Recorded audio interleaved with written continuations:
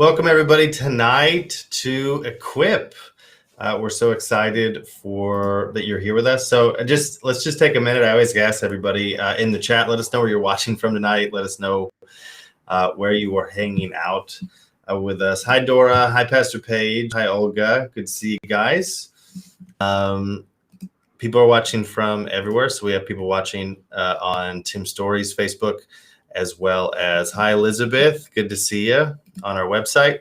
I get this question a lot from people. They say, hey, Pastor Stefan, I'd love to know more about the Congregation.Family. I'd love to know more about your content.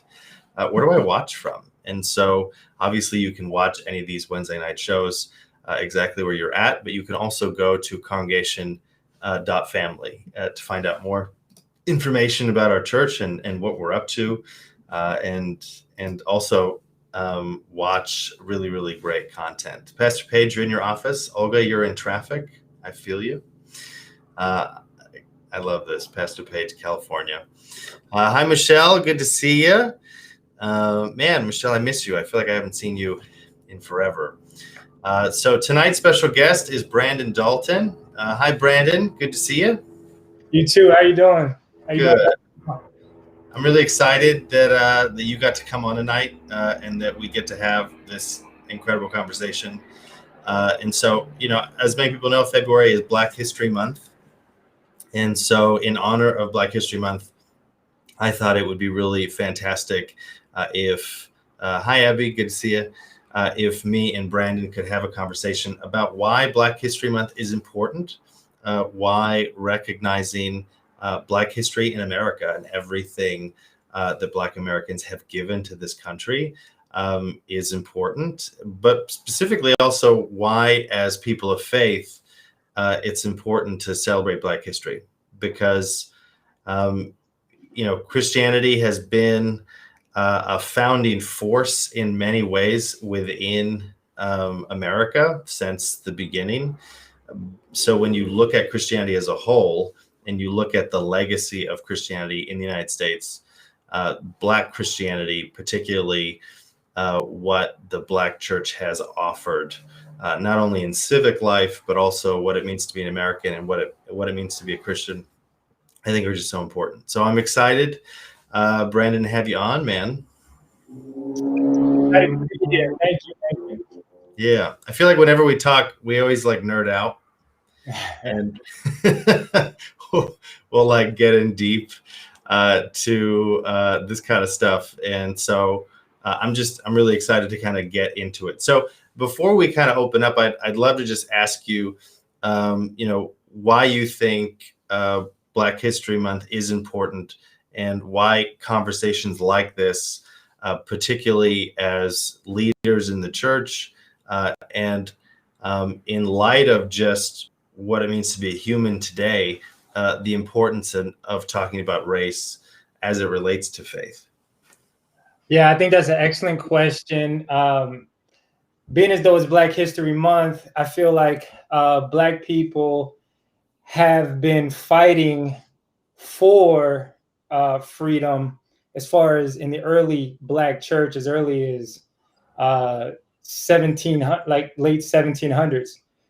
And I mean, starting out, we both went to seminary. And so starting out learning about the early church, in Philadelphia, Richard Allen was a reverend and he bought his freedom. And he spoke out of the injustices. It was birthed out of slavery. And he spent his life just trying to help others get free.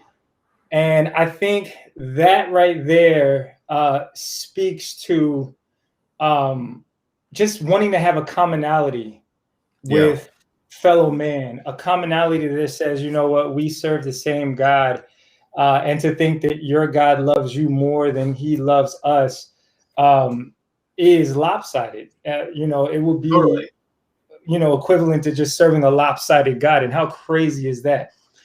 And so I think in a willingness to speak out and just being a leader in that, and just imagining all that he had to go through and so many others in the middle of Civil War, Jim Crow and things like that, is something that us young people today get to enjoy the fruits of their labor and hardship. So I think that's why it's so important to talk about. I believe there's still injustices today, obviously, but commonality is something that I feel is the reason why it's important to speak about Black history and just Black people in the church.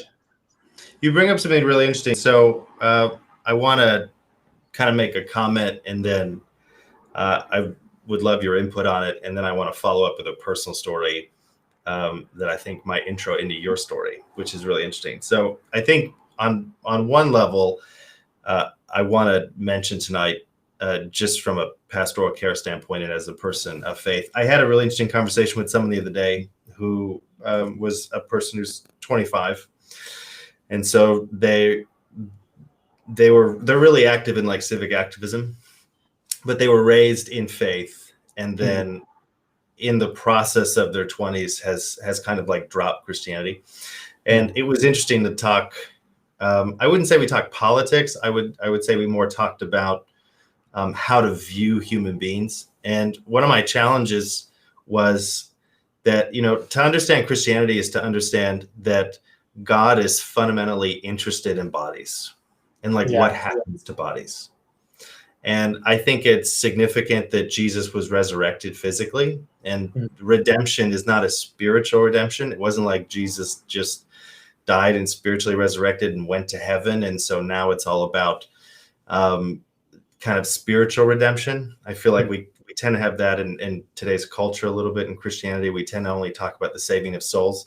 But we forget that when Jesus was resurrected, when the Holy Spirit resurrected Christ, he resurrected his body.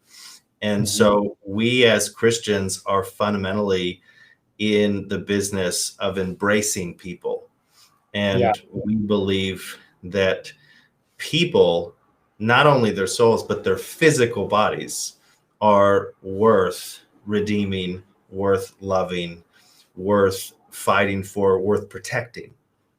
And so regardless of if you're an American or not, because America is founded in 1776 and Christ, what he did was 2,000 years ago, that it doesn't matter what age you live in, doesn't matter what race you are, doesn't matter what country you're from. Christianity is a faith that commits us as human beings to see value in the bodies of other people, and that being one of our highest ideals.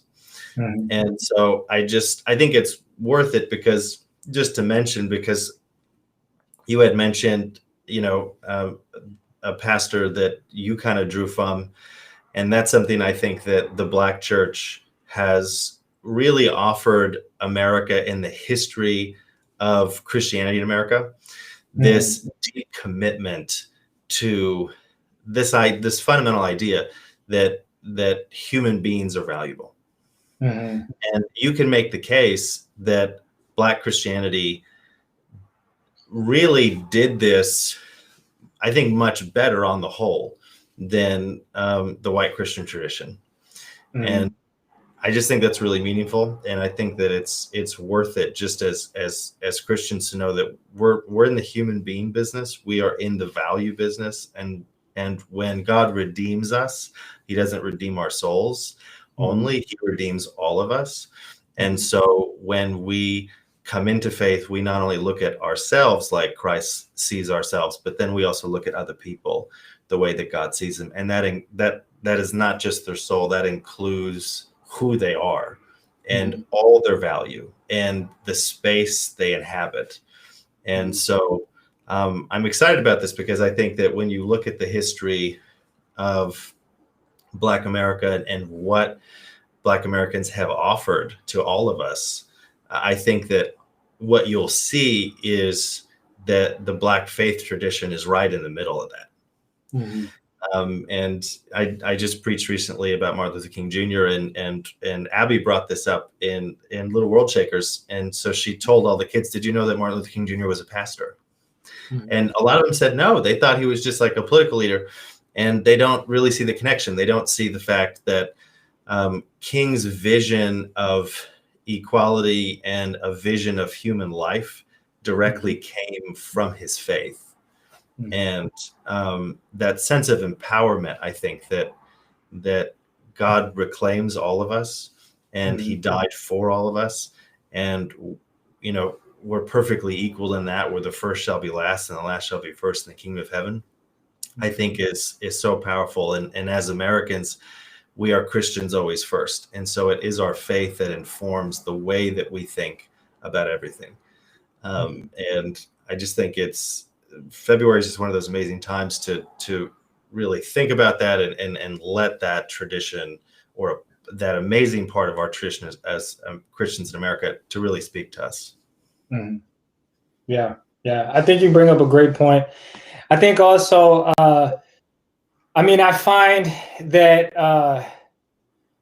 we talk about the segregation of, and I even sometimes wonder, we're given a month, and I look at other cultures and the emphasis that we're given a month, and what that means, and just the struggle coming into church, and what Black people had to face and endure. And you mentioned King, and you mentioned even just watching King's life, and seeing that he had to really get past the natural part of being human, that says, you know what, I'm speaking about a God who is love, but yet I'm going against such wrath, such hatred, such opposition for what I'm fighting for. And all I'm fighting for is a place of commonality for my people. And Yeah, when, he's fighting for human dignity. yeah, exactly. The right to be a human, yeah, in society. And I think it's more so, we tend to say, okay, out of hatred, out of opposition, you have a lot of nastiness and ugliness that forms its and rears its ugly head in the form of racism. But I believe, and I was telling my wife this earlier, and we were just talking, and I said, you know what? I said, I believe that it's not even just about race, as it is about a competitive nature that just says, I am just better than you. I am better than you, and so I am just going to just do whatever I want to do, and I think it becomes a moral issue, issue of morality, to say, okay, I don't just want to hear what Black people have to say. I want to be able to understand them, and then have a place of vulnerability that I can understand you, and you can better understand me, and somehow we can wrestle with this, and form a way of working out, so that there can be a existing in this world, in the church. Because we talk about how there's a lot of segregation. There's a Black church, there's a white church, there's a Korean church, there's all these. It's my mother says that Sunday is probably the most segregated day of the year, of the week, and so why is that, and what is it that Christ, and how he lived his life, was trying to tell his people, and how God is just so patient for us to just get it right, and we haven't. So there's still you bring up a couple, I think, points that are worth talking about, because the first one is having a sense of clarity on a conversation like this. The word white supremacy has been discussed openly in the news, I feel like, ever since the Black Lives Matter movement kind of took center stage in the news. And I think for a lot of people, when they hear the word white supremacy, what they think of is hooded people. They think of traditional Klan images. But really what white supremacy is, it's just the belief that people who are white are superior to other races. That's what it is. So it doesn't have to, it doesn't necessarily always look radical and extreme. Often it just comes in this just core belief that you can see, it's stronger than a preference. It's like, well, fundamentally, we're not the same. Like there's levels to this, and so we're on level 9 and they're on level 7. Like that's what white supremacy is. It's the belief that white culture and white mythology and white religion and everything are superior fundamentally to other cultures. And so I think it's always worth pointing that out to people, because I think sometimes folks have a hard time connecting that term with something that is, you can see a lot in culture, that it's like, it's an attitude, it's a behavior, it's a way a lot of people think about stuff. So I think that's number one, worth it to kind of talk about. And two, you bring up I just think such a great point about what it means to really be a person of color, and to approach an issue of segregation. Like we were talking the other day, and so most people, when they think of segregation, they think of what happened in the 50s and 60s, right? And then they think of the Johnson administration, and then they think of the Civil Rights Act in 1964. But what they don't think about is that segregation really is a discussion about how America is split up by issues of race. So like one example is, California is one of the most liberal states in the country. Los Angeles is one of the most liberal cities in the country. It's also the most economically segregated on the West Coast by a lot. And that's not something people think of. They don't think of LA being segregated because there isn't like laws on the books, so to speak. There isn't a Jim Crow structure in the way that we think about it, like when we think about the 60s. But if you look at a racial map, segregation is real. It's like really insane. And so it's something that persists to this day, but it does so kind of in a silent way. And I think it's important to talk about, because, when we talk about integration and inclusion in church and what it means to be people of faith, but to have a faith that recognizes the incredible abundance of faith experiences and how all these traditions kind of feed and support each other.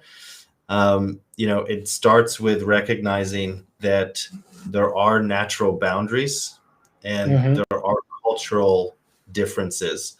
And so I think step number one is to talk about them and to be aware of them. And I think in so doing so, I think that's how you can really bring people together. So I'd love just a comment from you, but also I really want to know, we were talking about your story. A lot of people don't know your story, particularly what it was like going to your graduate school and kind of being the only person that looked like you. Right. What that was like.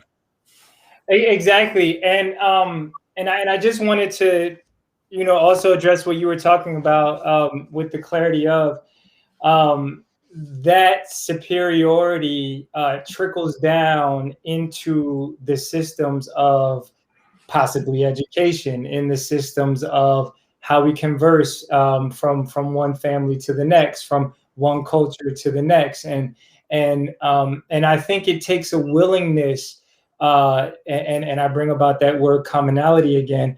But it was funny you mentioned that even about seminary. Today I'm a therapist, but before that, as a seminarian, it was like I was studying pastoral care for counseling, and then now. Yeah, you went to Bethel University in San Diego. And then now for mental health, and my second master's at Pacifica Graduate School and Graduate Institute in Santa Barbara. And so I was talking to a client just the other day about, and this was a Black woman, and she was speaking of her issues in feeling as though there's a subtlety and it's in like an unspoken behavior that kind of suggests that you're less than I am. And you know what I mean? Totally. You know, it could be, for example, and I know we have a lot of parents watching, and so, you know, it could even be in the school system where, you know, if you're Black or brown and say you're in a school that's diverse, and you have a teacher that will tell you that, you know, a kid might be excited to say, hey, look, I'm close to graduating, I'm doing well in school, blah, blah, blah. Well, you know, you haven't graduated yet. You know, it's still, you know, little subtleties that say, you know, what do you want to be when you grow up? And, oh, I want to go to this college. Well, has anybody in your family gone to college? It's like, sometimes it's unconscious, but it brings about a negativity that presents you to be less than or not worthy of going to this particular school or graduating of this caliber or achieving status. And I experienced that in school, and even and I was telling this client this, and I said sometimes it's unconscious. The people don't even know that there's a racist subtlety, and it's called microaggression. And even in school, I'm studying it now to where it was presented that even in the field of mental health, counselors and therapists, psychologists as such, they were not prepared to take on other cultures of Black or brown. Or indigenous. Literally, the mental health education for the practitioners were not even designed to treat anyone other than white people, white families, white culture. And so imagine that. Imagine like you're raised differently, but yet you have a one-size-fit-all approach to how, you know, you're getting dealt with the issues that you're struggling with in your mental health. And so values change depending upon socioeconomic class, and overall experience. Well, one example is, you know, my grandmother's from the reservation, right? So my grandfather worked at Bethlehem Steel. My grandmother worked for 67 cents an hour, you know, to work at Winchell's Donuts. So I grew up from a tradition of laborers. And so I was the first person in my family to get a master's degree in the way that I did, right? Mm-hmm. That was an honorary. And but it's because of my grandmother and because of my mother and that tradition of hardworking, kind of a hardworking blue collar class. Pastor Tim talks about this. He says that, you know, the way he was raised, they were lower income but never lower class. So I grew up with, and I still have this. So even though I'm the most educated one, and I grew up in, you know, South Orange County and went to a college prep school and went to graduate school and had all these advantages that came with being raised in the way that I did, I still have a deep value for working really hard. Mm-hmm. And so I still have a blue collar working sensibility, mm-hmm. because it's directly connected to my culture and it's directly connected to my family. And so I respect grinders, like automatically. Yeah. Does that make sense? Like when I go to, for instance, when I go to a car wash, like I respect the heck out of everybody working there, because that's a tough job. Right. And they're working 60 hours a week. So like my grandmother busted her butt at Winchell's. Like, and so you bring up a good point, because different cultures have different values. And and if you're not able to see those differences, you know, it's so fascinating. Yeah, and I mean, and to answer your question just about education, you know, I go into seminary, and I was one of a handful of Black people there, and out of the whole school, and I really did not feel as though I belonged. I know that there's a small percentage in the teens for Black people to even reach graduate education and beyond. But to be there, it was almost as if they wanted to let you know that what are you doing here? And so it's like any community.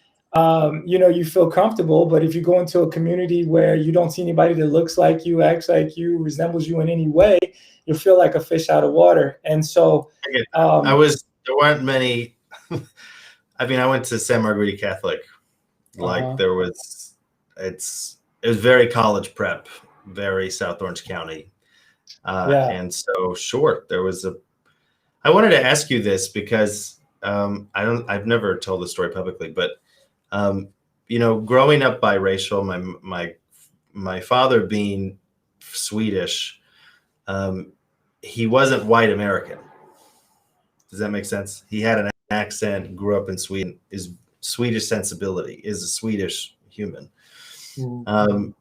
And my mother's Native American. And, growing up in South Orange County was a unique experience for me because I was biracial, yet the white that I was from Europe. And so I didn't have like an identification in one way to like white culture in America. But I also look brown. So I look like my mom and my grandmother. But growing up in South Orange County, I mean, you're obviously in the minority. There's maybe less than 10% of people that look like you. And so it wasn't that I ever felt like anyone said anything per se, but you're aware. Like you're aware that your family comes from somewhere else. Yeah. You're aware that, it's just a different thing. And so it's subconscious. Yeah. And I didn't have a way to talk about it for a really long time. I just knew it. I felt it. I felt there was a little part of me that felt like I wasn't supposed to be there. And it wasn't until college I started reading Black liberation theology, honestly, and really looking outside of my immediate tradition, that I began to find language for what I was feeling. Yeah. And it almost came through like reading Black Christian pastors, and that helped me understand my own sense of identity as a biracial Native American. Yeah. And you know what? And I think it's important. I think this goes for everybody, to feel a sense of belonging, or to feel what somebody feels where they don't feel like they belong, and to really truly understand that. Reading up on multiculturalism and the multicultural narrative, and looking at a lot of the immigrants that have came in and settled, and what they had to go through, and programs not set up, designed for them to really succeed or even understand the native language and all of those things. And you realize that, there's a lot of commonalities, as far as going into a new environment and sensing that, you are not feeling so welcomed. And so you get a sense of what other people have to go through. And I think Jesus did a great job at really putting himself in other people's shoes. And I think he did that deliberately, as a model for us to follow. And it was like, not only am I in this school, but it wasn't until halfway through graduating that, if it wasn't for a particular professor that helped me along, I was ready to to transfer to Moody Institute in Chicago or something, or go somewhere where I feel like I would be accepted, but at least not looked at as if like, do you even read books? What are you doing here? To halfway through me graduating, because it caused me to really work hard, really understand. A lot of these kids were PKs and grew up in church and stuff, and so they had a way of a head start than I did, and so I had to really get in those books, really understand, speak that language and hear something where I mean, you realize without a language, a sense of language for what you're trying to say, you're lost. You're lost. And even more so if you're not given a voice to speak, you're lost, and you feel like you're lost. And so to the school actually just embracing me right when I was thinking about graduating and wanting me to speak in chapel, and to this day, many people I went to school with who looked at me as alien are some of the people that I talk to this day, and they pick my brain on a lot of things. And so I say that even before coming to the congregation, because I was in school in San Diego, so many different churches, from Foursquare Church to what's the church? Miles McPherson is the preacher at in San Diego, and many different churches. Faith Community also, and just different flood church. All of them, when I would come and visit, and I was looking for a church home before joining my wife over in at the congregation, really, I would go and visit, and immediately there would be a pastor, an associate pastor coming up to speak to me and just saying, hey, I just wanted to meet you. And I'm like one of very few Black people in the crowd.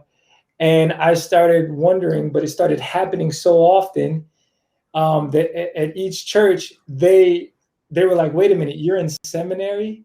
And here I am, I'm completely covered in tattoos. My fashion sense is very other. And yet I'm in seminary, and they're like, we need you here. Would you think about, being associate pastor? Would you think about being director over this or that? And just trying to get me in. But the question was why? Because they were looking to fill a slot to bring in more people who look like me. And I'm like the poster child for it, because it's like, I'm in seminary, I believe in God, my faith is there. And so with the substance to match, you can go fish for anybody that and that looks like me. And it bothered me, because it wasn't necessarily that we really want you here. We want you here because of what you can bring in. You're the hook and bait to go get the rest of the Black people to come into the church. And if I was going to do that, if you look at the churches that really are diverse, you look at us, you look at Congregation.Family, really are diverse, right? Well, you have to be able to see it in the staff. You have to be able to feel it in the introduction. You have to be able to feel it in the church. You look around and you feel like I belong here. I feel like I have a place here. That pastor up there is speaking directly to me and my family. And yes, I'll go tell a friend, hey, you need to come to Congregation.Family. And I think those churches just weren't going about it the right way. They needed to fill a slot, and it was almost like affirmative action. You got the job, That's what it's almost like they value you, but not in the way that you want to be valued. And because it's like they come to you already knowing what they want you to say. Yeah. So it's almost like, hey, wouldn't it be great if a guy who looked like this was our cheerleader? Exactly. Like, wouldn't it be great if a guy like this just agreed with everything we said and say? Right. And like, if he's on board, that's great. And rather than saying, hey, like, where's your voice? Like, we want you because we know you got something to say. And we want that here. Yeah. That's really powerful. I think that's something a lot of people have gone through. When I was at ORU in Oklahoma, I met a lot of great people. Overall experience was really great.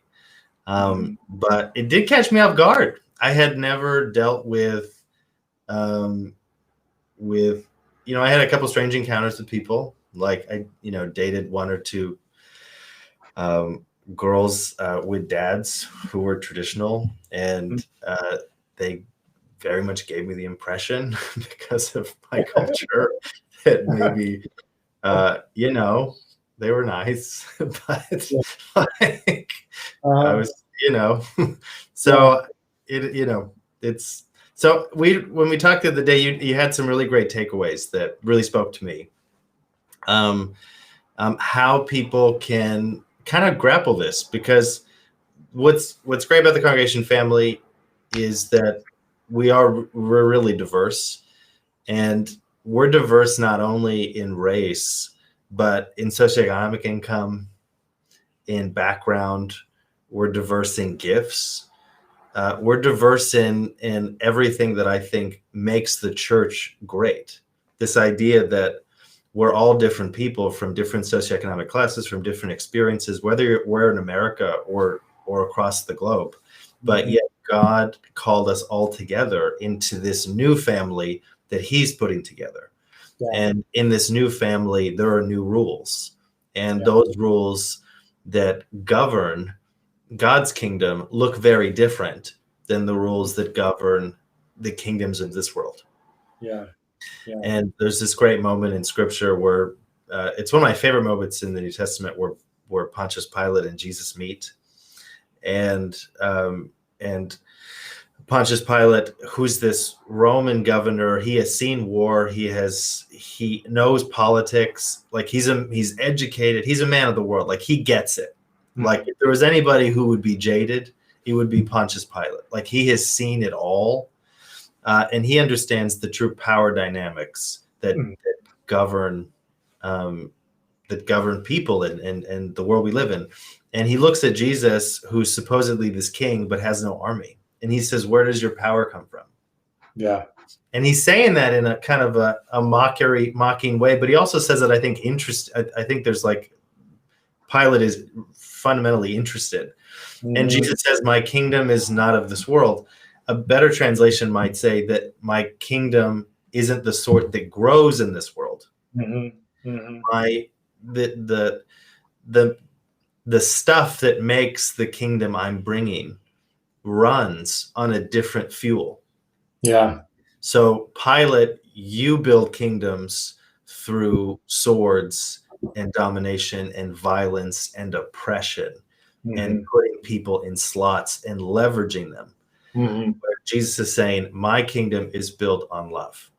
Yeah. It's a kingdom where the first shall be last and the last shall be first. It's a kingdom where there is true equality, where we all come together and have a seat at God's table, and all are welcome. And we eat together and we share together. Yeah. And there's something just so beautiful about that. And so I think that's the core of what it means to be a person of faith. Yeah. But I also think that to really bring it back to your point, we're all in a different place, and whether it's issues of race or whether it's issues of better understanding the Christian tradition, I think that there are some real universal pieces of advice that would help every single person, regardless of where they might be regardless of who they might be, that would really bless them. And so I wanted you to give just a couple takeaways for people. Yeah, I think it's what you bring up is really important.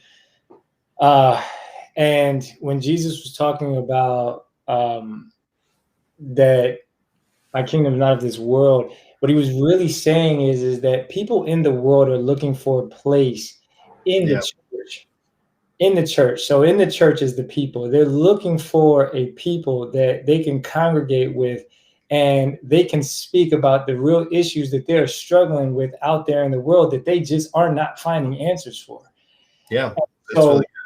Right. And so we are looking as people in the world, we're coming into the church and we're looking for a place to be able to understand how the kingdom is. What is it about the kingdom? What is it that's different than in the world? Because in the world, it's like I'm struggling with everything that's going on, from the competition to the superiority to the socioeconomic statuses to the economic disparity, to the racial injustices, to the issues of life. I'm struggling, so I'm looking to you. And so the people in the church have to be a people that is willing to embrace people that look like me, that look like you, that may not look like you, and be able to embrace them and say, you know what, you can speak here freely and vulnerably, and it's a safe place, and I could direct you to the God of love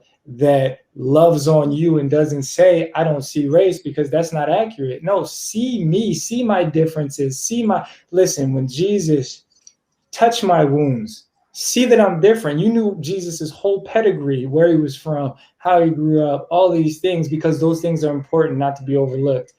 Yeah, and so, I couldn't agree with you more.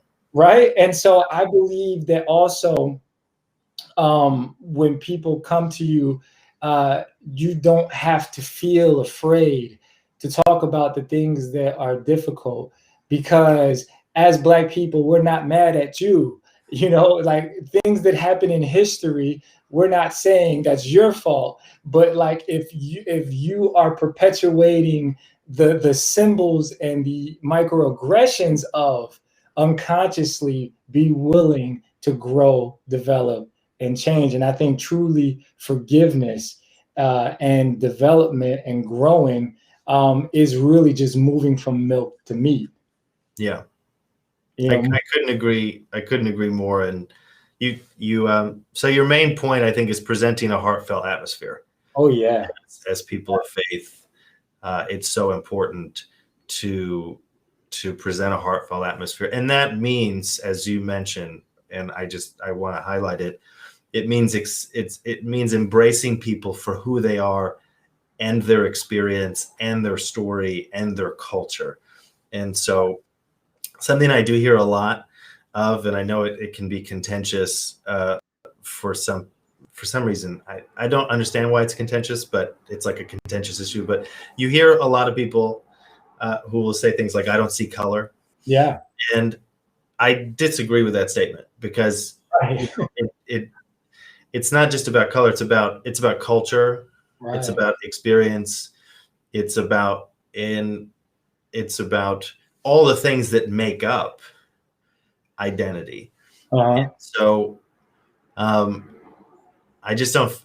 I feel like that word is used a lot as a way to kind of approach this. Is that we need to take away race, or we need to take away color as a way to embrace people. I think I don't think that's true. I think the opposite is true, and I think our Christianity says this. Yeah. Like Jesus was a Jewish man who grew up in Bethlehem, had specific parents, had a culture. Like human beings are not birthed in a vacuum. They have experiences, and they have bodies, and they come from families with shared values and culture. And to really create, I think, an atmosphere where people who look different from you, and might sound different from you, or might speak different from you, or from that, you do it through recognizing the difference and embracing that difference and finding value in the difference. Yeah. I mean, totally imagine that, like, being you know that you're adopted into the family of God, but imagine just being in a family and it being family strong, but you're feeling like a stepchild. Yeah. You're feeling like you're other. You're the lesser of the loved ones. Like you're the one that you're not a part of the core family. Like when I think of family and I think of strength, and I think about everybody linked in arms. And so just being brought into that atmosphere, people of color have to feel as though they're not in a place of inferiority. They have to feel differently when they walk into those and through our doors, into the doors of the church, that, it could be cold outside, but it's warm in here, Yeah. And I think when you really just allow somebody to speak, but then allow the other side to speak, so now you have two people that are talking to each other, with each other, and not going according to society that just says, hey, look, let's hurry up and get over it already. Like, there's a society that just says, okay, this happened, now this happened, But all right, I don't really want to talk about that. Let's talk about more positive things. Like, let's speak about more of loving things that we can totally just be a kumbaya, but to avoid the real issues of life is really it's negating it. It's not really embracing it. It's basically saying, like, I don't see you. All people, all lives matter. No, for real. You bring up such a good point. Like, like, you can't love unless you tell the truth. Otherwise, it's fake. Yeah. Like, it's a myth. Yeah. And I just think that's really, really meaningful. Like, I think of, like, the Sermon on the Mount, and when Jesus is saying, like, blessed are the meek, like, no one was saying, like, all people are blessed. Do you know what I mean? Like, that wasn't the response. Yeah. And, or blessed are the poor. What are you talking about, Jesus? Like, all lives are blessed. Like, no, that's like, you're missing the point here. Like, Christianity is fundamentally, again, a faith about human beings. It's about value. It's about people being worth God saving. Yeah. And it's the creator of the world denoting the highest value to human life, all human life, and inviting people into that divine love. And in order to do that, you have to actually embrace people, and you have to see them as the highest Christian ideal. Yeah. And I just think it's so important, which is maybe the best way to go into your second point. I have your notes. Yeah. So your second point was educate yourself. So point number one was present a heartfelt atmosphere. That I think that's something we all do, but we also strive to do it as a congregation family. So everybody, regardless of where they're from, race, creed, socioeconomic class, that the congregation family is a church for everybody because Jesus is the head of the church. But your second point, educate yourself. So tell us about that. It's so important to educate yourself. There's so many ways to do so. And from watching documentaries to looking back at history to look at how things were, began and how did we get to this place. And also I'll say this, it's not easy to watch. It's not easy to educate yourself and to read these things. I will say that first and foremost, because sometimes there's movies that are on that are about slavery, and I'm watching the horrific things that took place many, many years ago, and it brings up things inside of me. But I'm glad that I have that conviction still. I'm able to still feel these things so that I'm better able to understand why do I feel those things. So the beautiful thing about being educated is that you understand that things took place. You understand why, Black people can be upset about the issues that they're seeing today that remind them of things that were taking place years ago, and showing up in many different forms. But you'll never truly be able to embrace a culture if you don't understand the culture. If you don't know anything about the culture, the hardship, what they've gone through, the difficult things, the things that feels like it's just sticking you in your side, it's making you feel uneasy, because it presents questions and it allows you to for things to be answered. Whenever there's questions, it allows for conversation to get to solutions. Yeah, I couldn't agree more. I think an educated Christian, a truly educated Christian, is a formidable adversary. And I think that ignorance is really something that should be fought, like, honestly, at every level.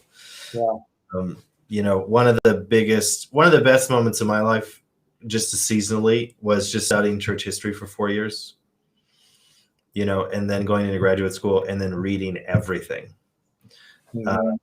Reading critical theory, reading economic theory, reading post-colonialism, getting a real sense of how the world works. And to this day, I continue to read a lot of stuff. And I just think there's something, it's so important, because I remember I was raised with certain beliefs and I thought they were traditional. And then I like studied church history. And then I was like, this stuff was invented in 1850. Like, this is new stuff. Like, you know, early Christians didn't think this was not a thing. Yeah. Like, and there's so many like little beliefs. I love to talk about it sometimes, because I love to talk to people who think they have like the orthodox view. And then you're like, dude, that's like 300 years old. Like, that's not even that orthodox.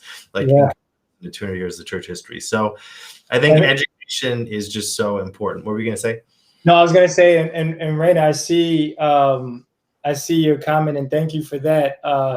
You know, for this teaching tonight, you know, and what we're talking about, Stefan, and you know, being the only one in the room sometimes, and just not knowing, and being okay with that, knowing that in any subject that's new, you're not going to know everything, but a willingness to be there anyway. And it really speaks a lot of volume. I just want to say this, Stefan, to what we're talking about too. It really speaks a lot of volume to Black and brown people when you see someone, like if you see a white person that's really trying to understand, that's really just, you know, sitting in a room, you know, you might feel uncomfortable, they might feel uncomfortable, but you know, they see that, okay, you know, this person is genuinely trying to better understand what's going on and how can they help.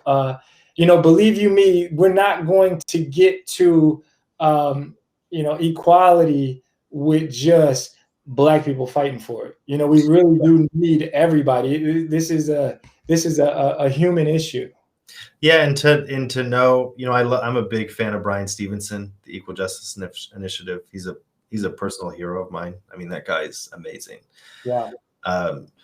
And so one of the things he talks about justice but he speaks at it as a Christian.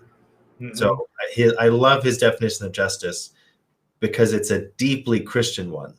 Yeah. And it's from his faith. And he says that, he talks about that justice shouldn't be punitive. It should be restorative. Mm-hmm. Oh yeah. And I think about that a lot, because, you know, when we talk about the day of judgment as Christians, when Jesus comes back, the story in Revelation of the day of judgment, you know, it's easy to think about that as a negative thing, that God is going to come back and judge us and shame us, but that's not what it is. Justice within a Christian framework is it's truth, and in light of that truth, love. And you know, I think about that. Like, I was just writing. I wrote a piece that's going to come out tomorrow. Excuse me. And I talked about Peter, and in the day of Pentecost, right? And when Peter goes out to Jerusalem and he proclaims that Jesus is alive. And it's a really interesting moment in Acts 2, because, you know, everyone in the crowd knew Jesus had been executed. It was such a public event. And many people in the crowd knew that Peter was a follower of Jesus, who also, in his friend's darkest hour, abandoned him. And so they're looking at this guy like, what does he got to say? Like, we all know what he just did. Yeah. And Peter gets up there and he says that God is redeeming the world. We were all wrong.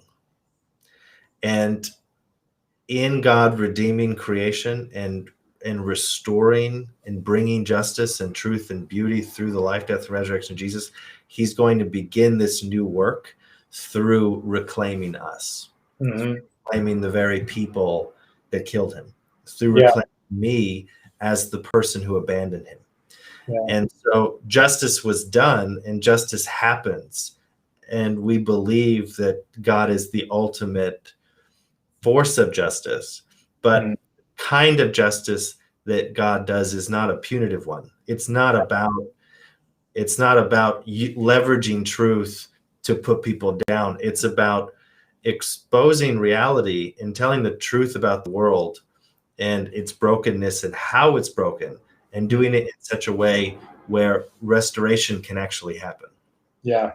So I don't think we can have restoration in life, but I also think as it relates to this conversation about race without truth. Right. I think that they're literally, they're more than connected. They're two sides of the same coin. Mm-hmm. Yeah, I agree. So your final point, and then I'll let you close with this, and then I'll pray us out. You said take a ministry first approach. Yeah. Taking a ministry first approach is really just it's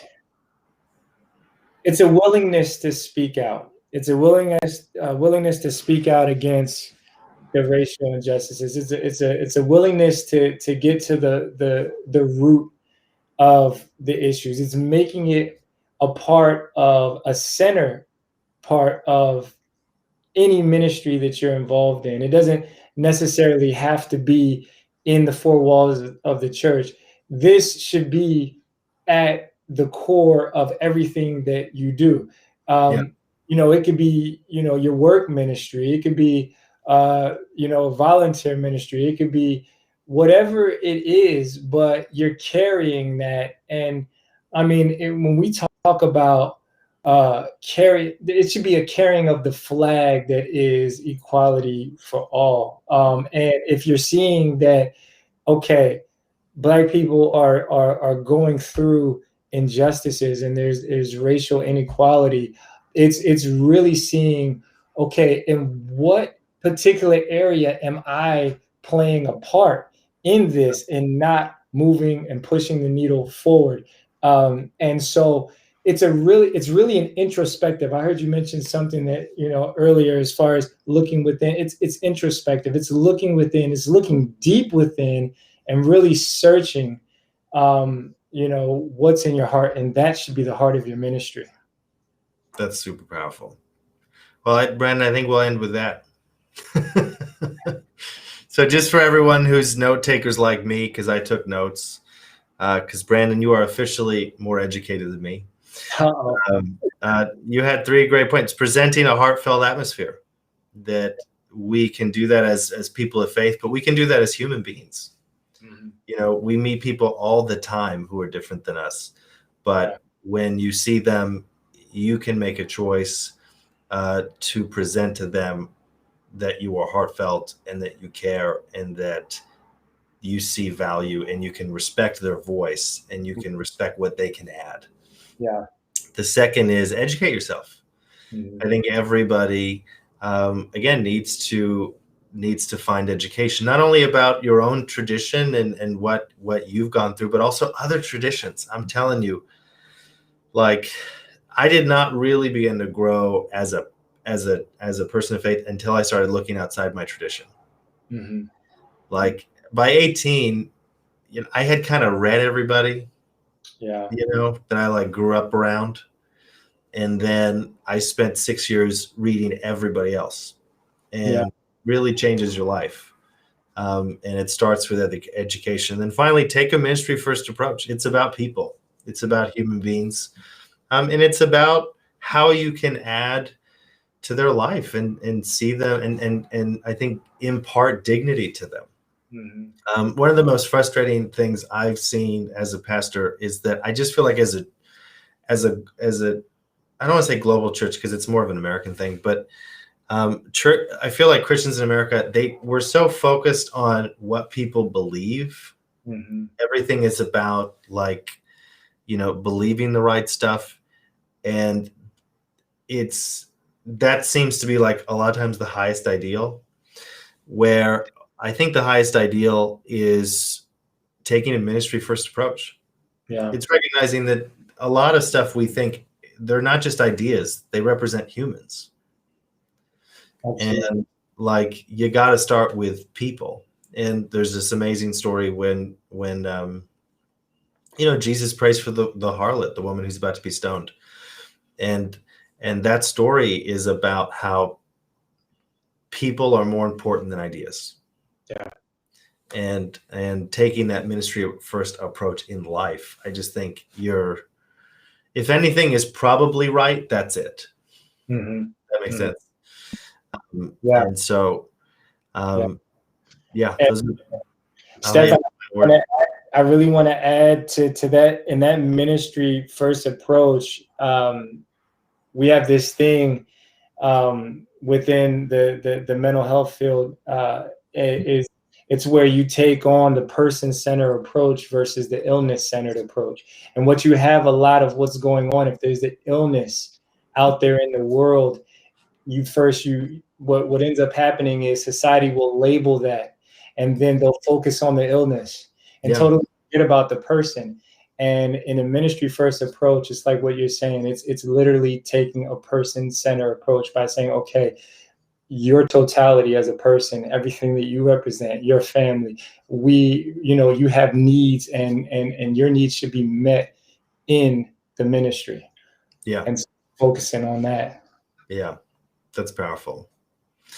Just a couple of notes. Number one, Brandon, I want to say thank you so much for coming on, man. Every time I talk to you, I learn a lot, which is why I like to talk to you. I love talking to people that challenge me and leave me thinking. I think that's like the best kind of relationships to have. So I'm glad you got to come on. More to come. We're doing some really cool stuff. Guys, Easter is coming up. I know it's February 24th, but it's like April 4th. So stuff is going to be announced next week. I'm really excited about that. And what I'm most excited about is that our whole team is involved. Yeah. So everybody's going to be on stage. So if you liked what Brandon had to say tonight, do not worry. You will see him speaking soon. And so I'm really excited about that. I will be there taking notes. And then people always ask in the chats, they say, Pastor Stefan, how can you give? How can you support what you guys are doing? So I always put this up. So give today, right? So text Congregation Church to 77977 or go to our website, Congregation.Family/give. We're a church. We're a nonprofit. We're just a group of Jesus-loving people who are out here on the love train, trying to get other people on that love train. So if you are saying, hey, Pastor Stefan, this was really great tonight. I love this. I love what you guys are doing. I love how you guys are talking. I would say, make a decision and just give something and support what God is doing and partner with us in this church. It's, as Brandon mentioned, it really is an amazing community.